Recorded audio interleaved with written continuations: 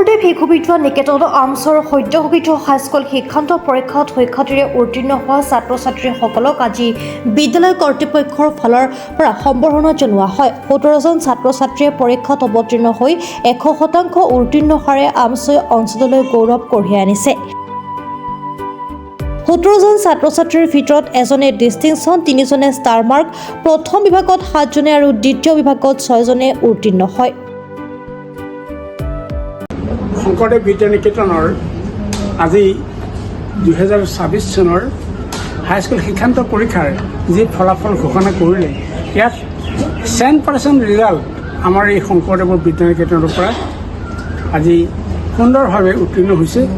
আমি তাৰ কাৰণে গৌৰৱান্বিত আৰু আমি আশা কৰিছোঁ যিসকল ছাত্ৰ ছাত্ৰীয়ে এই নিকেতনৰ পৰা ইমান অভাৱ অভিযোগৰ মাজেদি ইমান সুন্দৰ এটা ফলাফল দিলে অঞ্চলটোত, আমি তাৰ কাৰণে গৌৰৱবোধ কৰিছোঁ আৰু তেওঁলোকৰ উজ্জ্বল ভৱিষ্যত আমি কামনা কৰিছোঁ, যাতে ভৱিষ্যতেও তেওঁলোকে হায়াৰ ছেকেণ্ডেৰী হওক, ডিগ্ৰী হওক, সকলোতে ভাল ফলাফল লাভ কৰি আমাৰ অঞ্চলটোলৈ গৌৰৱ কঢ়িয়াই আনিব পাৰে, তাকে আমি আশা কৰিছোঁ।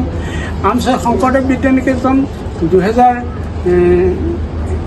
1999 চনত স্থাপন হ'ল আৰু তাৰ পৰা একাধিক্ৰমে এটা 100%ৰ ফলাফল প্ৰতি বছৰে দি আহিছে আৰু আমি আশা ৰাখিছোঁ অদূৰ ভৱিষ্যতে এই নিকেতনৰ পৰা কোনোবা নহয় কোনোবা শিক্ষাৰ্থীয়ে লেটাৰ লৈ মানে গোটেই অসমৰ ভিতৰতে প্ৰথম বিভাগত প্ৰথম স্থান লাভ কৰি আমাৰ এই নিকেতনখনলৈ সুনাম কঢ়িয়াই আনিব পাৰিব।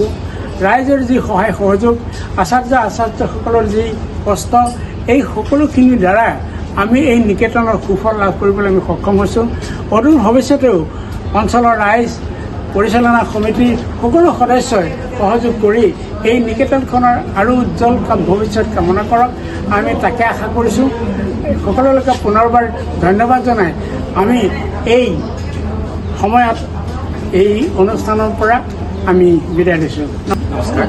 শংকৰদেৱ বিদ্যা নিকেতন আমছৈ 2024 বৰ্ষৰ যি হাইস্কুল শিক্ষান্ত পৰীক্ষা, এই শিক্ষান্ত পৰীক্ষাত মুঠ 17জন পৰীক্ষাৰ্থীয়ে অৱতীৰ্ণ হৈছিল আৰু সেই 17জনৰ ভিতৰত এজনে আমছৈ উচ্চতৰ মাধ্যমিক বিদ্যালয় পৰীক্ষা কেন্দ্ৰৰ ভিতৰতে ডিষ্টিংশ্যন সহ সৰ্বোচ্চ নম্বৰ লাভ কৰিবলৈ সক্ষম হৈছে আৰু 3জন ছাত্ৰ ছাত্ৰীয়ে ষ্টাৰ পাবলৈ সক্ষম হৈছে আৰু বাকী 7জনে প্ৰথম বিভাগত উত্তীৰ্ণ হৈছে আৰু বাকী 6জন দ্বিতীয় বিভাগত উত্তীৰ্ণ হয় 100% উত্তীৰ্ণৰে নিকেতনলৈ গৌৰৱ কঢ়িয়াই আনিছে আৰু আজি তেওঁলোকক অভিনন্দন জনোৱাৰ উদ্দেশ্যে আজি অভিনন্দন অনুষ্ঠানৰ আয়োজন কৰা হৈছে।